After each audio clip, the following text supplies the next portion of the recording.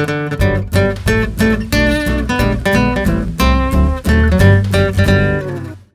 êtes la première femme qu'on reçoit dans le programme, la première indécise entre guillemets, et vous êtes aussi la première femme ministre de l'Éducation nationale dans la République. On a un problème avec les femmes en politique. Ça va mieux quand même.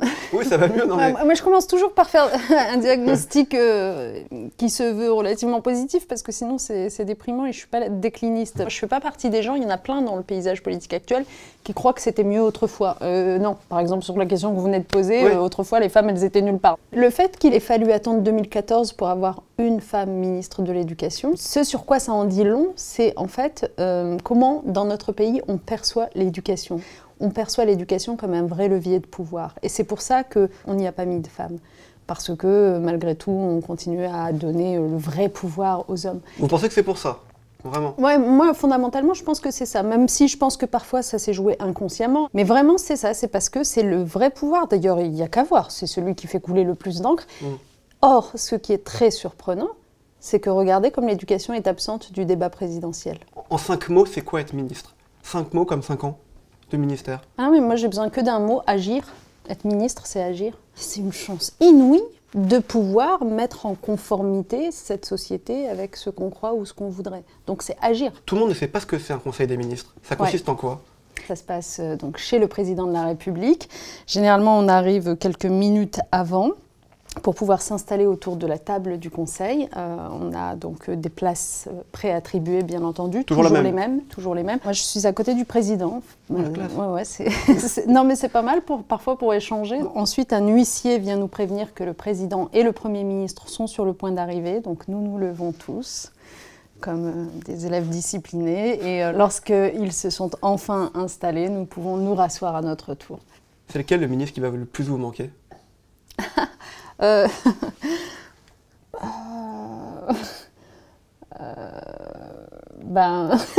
mais arrêtez parce que... Mais pourquoi? C'est pas grave, mais non mais il y en a un... Il est secrétaire d'État, alors il n'est pas toujours au Conseil des ministres, mais j'allais dire Christian Eckert parce qu'il a une espèce d'humour un peu acerbe que j'aime bien. Mais non, mais je sais pas, Bernard Cazeneuve va me manquer, tout le monde. Vous voulez tous le dire, ça, je vous ai mis mal. Il y a quelque chose dont je voulais vous parler. J'ai eu l'impression d'avoir appris beaucoup de choses à l'école, mais pas d'avoir appris ce qui pouvait me servir tout de suite après mon bac. J'aurais bien voulu qu'on m'explique comment louer un appartement, ce que c'était un bail, qu'on me fasse passer mon permis de conduire à l'école pour me faire avancer et pour que je puisse être mobile, parce qu'en tant que jeune, c'est important d'être mobile et de se déplacer. J'aurais bien voulu qu'on m'apprenne à payer mes impôts. Est-ce que vous ne trouvez pas que ça manque beaucoup aux élèves d'avoir des cours pratiques, de savoir se comporter dans la vie? Je suis assez d'accord avec vous, en fait. Vraiment. Je trouve que c'est une très belle réflexion à avoir.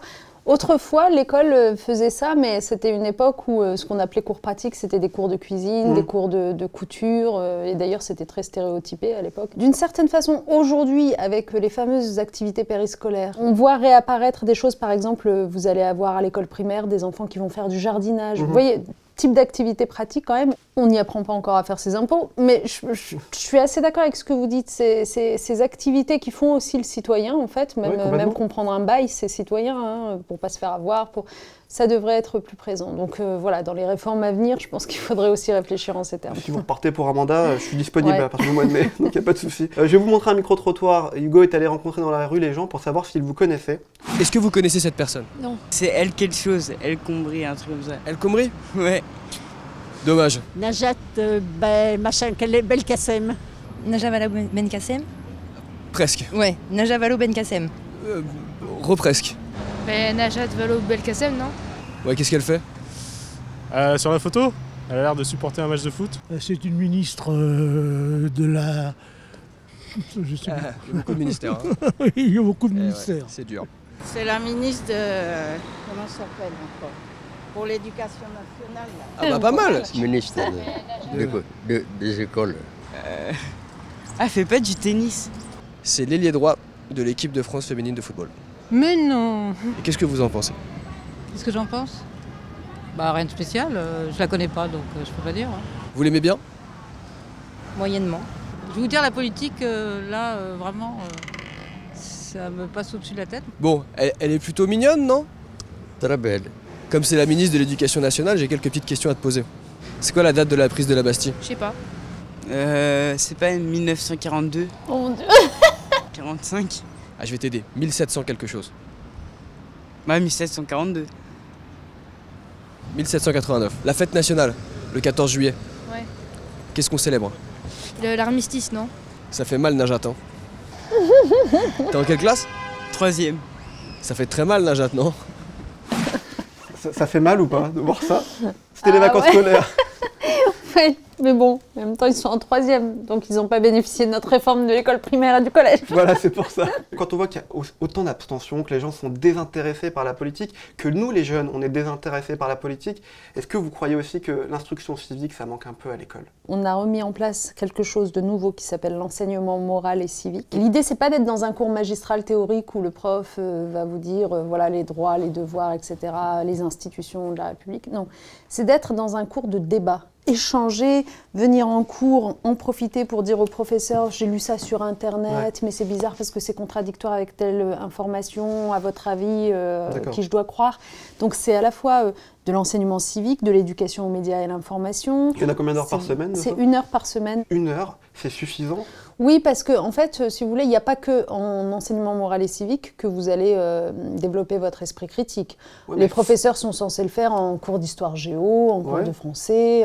C'est une question de formation des enseignants. Après, la bonne façon aussi de rentrer dans tout ça, la politique et tout ça, c'est aussi d'accueillir dans sa classe des intervenants, par exemple des réservistes citoyens. Tenez, regardez, vous, en tant que journaliste, vous y auriez aussi votre place parce que vous pourriez aller dans une classe, aux côtés d'un professeur, discuter avec la classe de comment se fabrique l'information et aider les jeunes à y voir plus clair sur, vous savez, ces théories du complot, etc. Il y a tellement de choses à leur dire, à leur apprendre. C'est une réserve citoyenne qui a vocation à faire profiter de l'expérience de tous les citoyens un peu volontaires. 6000 personnes qui sont inscrites dedans. Donc, 6001 dès demain, parce que je vais m'inscrire. Je voulais qu'on parle du harcèlement scolaire. C'est 700 000 élèves qui sont concernés par ce fléau. Ça a toujours existé, il faut vraiment être conscient de ça. La nouveauté dans notre démarche, c'est de dire qu'il faut qu'on s'adresse aux témoins. Parce qu'en fait, s'il y a harcèlement dans une cour d'école, c'est parce qu'il y a un groupe qui se constitue et qui cautionne ce que le harceleur va faire.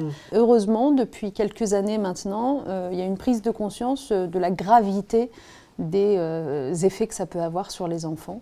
Dans les nouveautés qu'on a créées, évidemment, un numéro d'appel. Imaginons le cas d'un élève harcelé dans un établissement avec des parents qui ont le sentiment que l'équipe de l'établissement ne prend pas le sujet au sérieux. Ça existe. Ces parents, ils peuvent appeler ce numéro d'appel. Ils auront affaire à un vrai spécialiste du harcèlement au bout du fil qui va régler le problème lui-même. Quand on agit, je vous assure, il y a des résultats.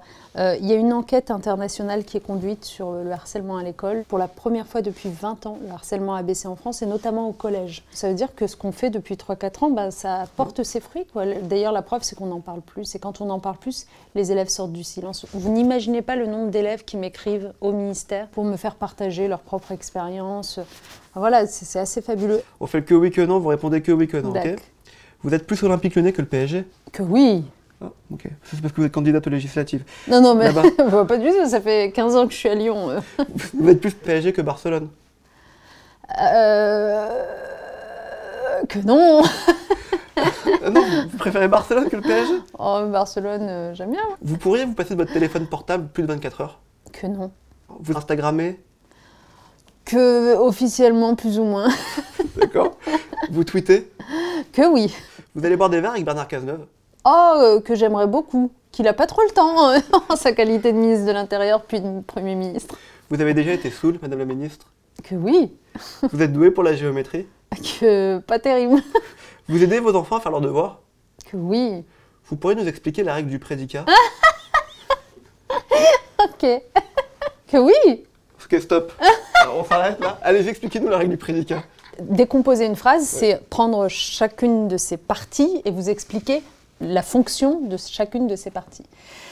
J'essaie de me faire grammairienne. Le prédicat, c'est le verbe plus le complément de verbe. Donc Alex mange un pain au chocolat, le prédicat va être? Mange un pain au chocolat. Voilà, mais je n'aime pas le pain au chocolat, mais c'est pas grave. Vous avez déjà triché à l'école? Que non, bien sûr. Oh, que non. Quelle idée. Vous trouvez ça normal d'écrire une autobiographie à vos 40 ans? Que c'est marrant.